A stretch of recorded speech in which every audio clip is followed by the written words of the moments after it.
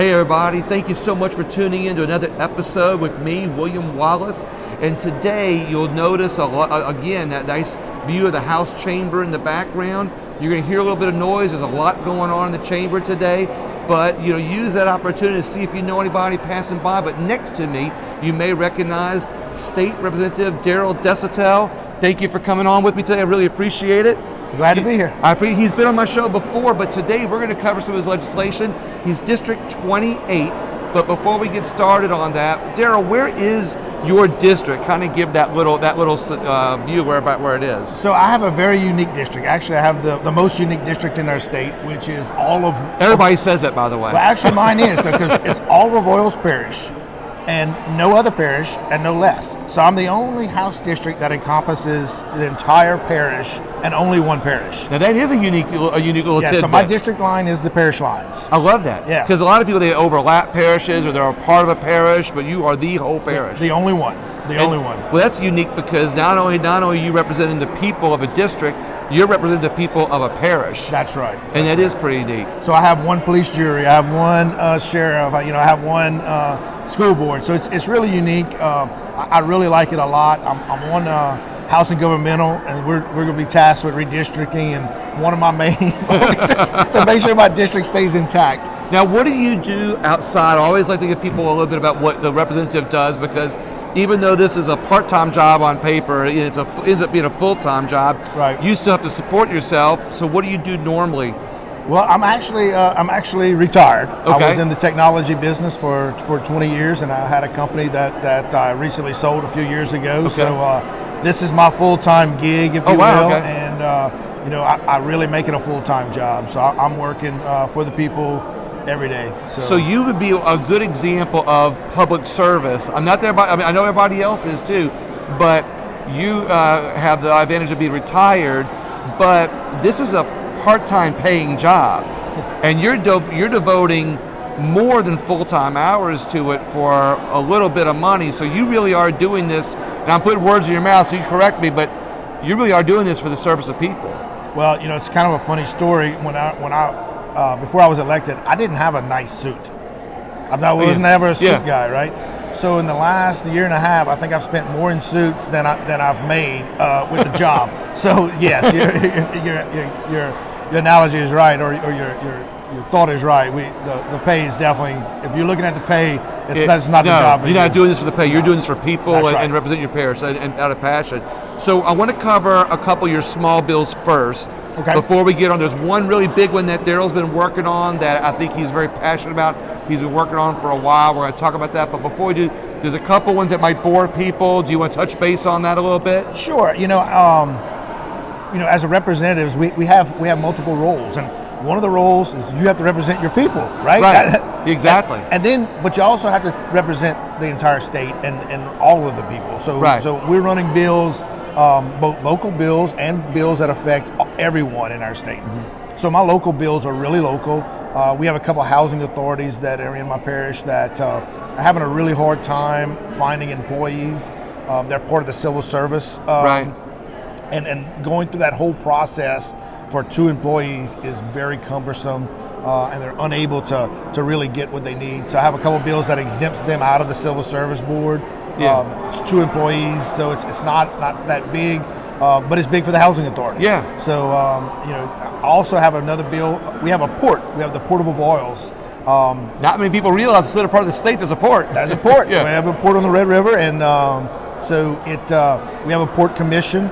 It's currently a 9-person commission, and a lot of people don't like serving on boards for free. So this is a volunteer board, and we're having a really hard time getting people to participate. So one of my bills is reducing that board from 9 to 5. Okay. To try to get more participation, right. and so they can have a quorum and have their meetings.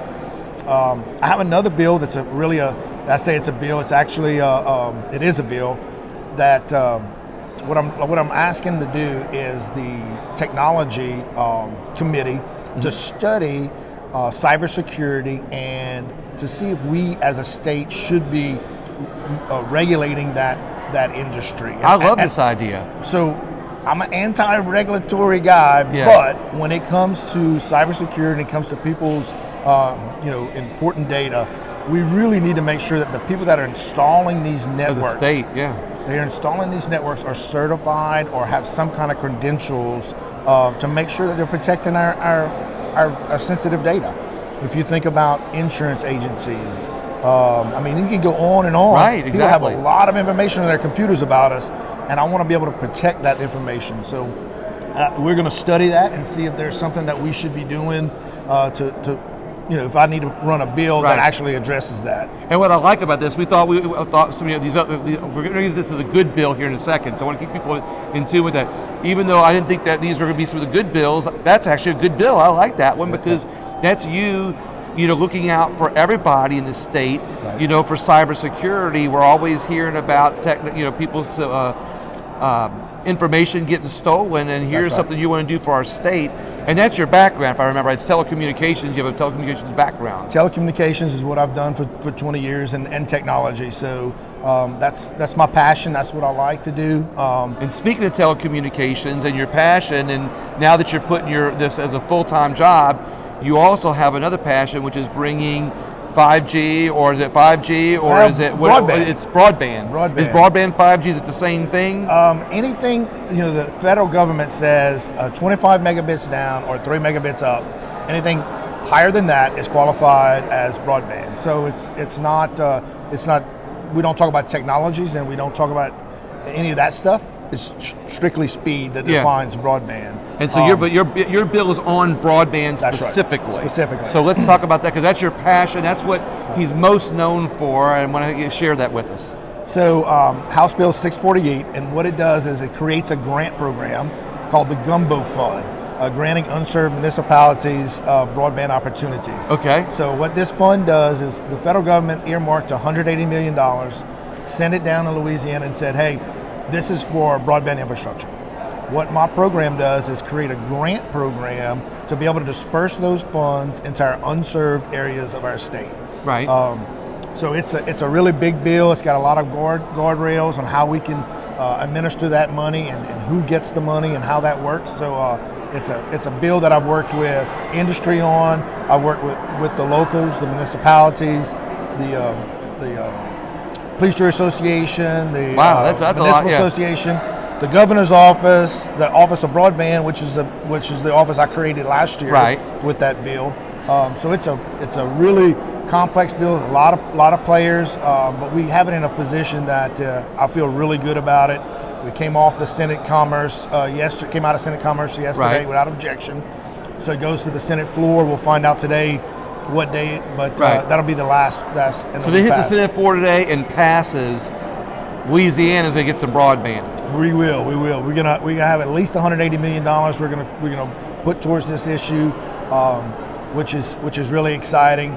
I'm hoping in the next infrastructure package that comes down from Congress, we'll have more dollars to put in it.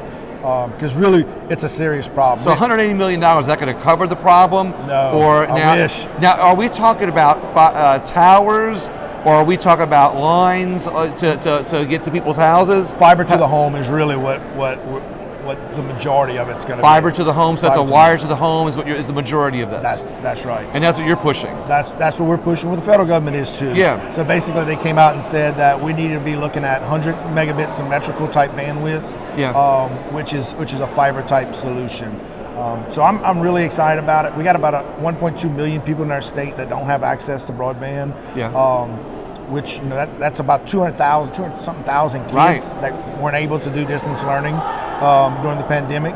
So that's the problem we're going to. So this is also supposed to help us solve our early childhood education and other education problems within our state when more people have access to broadband and internet capabilities and whatnot. That's right. So we have that bill running. We have another pot of money that's Fed money that's going to help solve the adoption rate, which is a voucher program for some people that can't afford broadband. So we'll be able to build it, but now we need to make sure that people can buy it and afford it. So there's a voucher program out there, which I'm really excited about. So we're going to I didn't know about this. Yeah, we're going to get fiber into homes that never would have been able to have fiber before. It's hard to imagine that there's actually people who don't have internet in their homes, but when you get to these rural areas that you don't know about that much, because they're rural and hidden, people like you and other people in the legislature are looking out for those rural areas. Well, partly because your area is more rural, it's on your radar, but that's one parish. And we have how many parishes here in the state? Right. That don't have that don't have this broadband, or they have rural areas that don't have broadband. And we say rural areas, but Senator Bodie White told me yesterday in committee, said, I just live right out here down the road 12 miles, and I have a hard time getting broadband. So when we think about unserved areas, there's unserved areas right around this capital. Okay. There's unserved areas right outside of New Orleans. I mean, yeah, you don't think about that. You don't think about that, So it's it affects everyone. It affects every parish. I'm really excited about it because I personally believe we need 100% of our people participating in our digital economy. Right. Not just the people that live in the city. Right. I mean, we need everyone participating. And imagine now they're also connecting internet sales tax, to the state. And if there's more people with internet, it not only solves an education problem, it solves a supply chain problem, and it's going to be another way to put some money into the state with the sales tax that if they're able to buy things on the internet. I mean, I'm kind of pulling that one out, but even we need connects people. It does, and we need to start thinking about even the tomato farmer in North Louisiana. He needs to have an app that here's my I got a fresh tomatoes today. And someone can come to buy his tomatoes. Imagine that, right? So that's the kind of things we need to be moving towards. I really believe the future of our commerce is digital, right?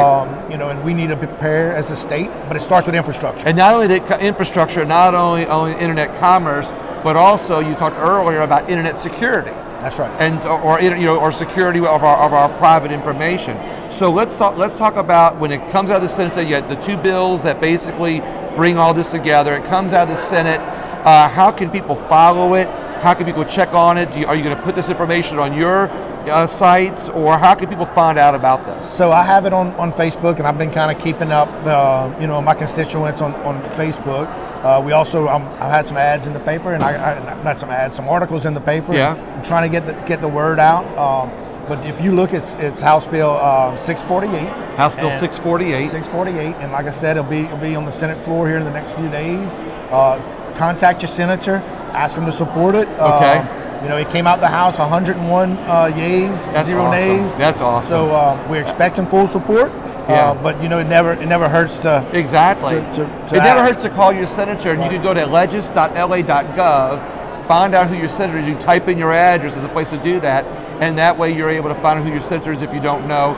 Call them, ask them to support House Bill 648. 648. And what's the other one that provides the voucher system too? Well, that's not one of my bills. Okay. That's a federal program that the state's not going to appropriate, but it goes straight to the providers. I got you. So be on the lookout if you can't afford that. There's a federal voucher program to be able to afford it. Yes, sir. Wow, Representative Deshotel, is there anything else you want to add before we leave off? It's been a long session. It has been. We have a few more weeks left, and I'm looking forward to getting back to my district and be able to meet the people again and hear some of the things that are going on. We're working on roads projects. We're working on drainage projects. We have a lot of things going on other than broadband. Exactly, so, right. Broadband is something you're doing for the whole state, right? Not just for your area. But I would love for people to look into you. And also if you go to legis.la.gov, you can look up the representative and not only Daryl Deshotel, but your representative, and you can find out what bills they have on there and be involved with it and be able to support certain legislation. Yeah, and be involved in the process. That's one thing. Before I ran, I wasn't as involved as I should have been as a resident. I had my own life, my own things going on, but get involved. It's really important that your representative or your senator hears from you, because it really makes a difference when my constituents reach out to me. They listen. I hear all the time, even when I'm in the committees, I know the representatives listen because they're reading the comments, they're reading the emails in the committee sometimes, which you can watch on video. Representative Deshotel, thank you so much. Sir. I really appreciate your time. Everybody else, tune in, share the video. I'm going to post it on William Wallace for America and my podcast if you just want to listen to it. I'll have the link down below. Just check it out. And also check out Daryl Deshotel's Facebook page. What's your Facebook page name? I guess it's Daryl Deshotel for State Rep, or Daryl Deshotel State Rep. Yeah, that's what it is. Yep. All right, guys. Thank you very much. Y'all have a great day. Thank you. Yeah.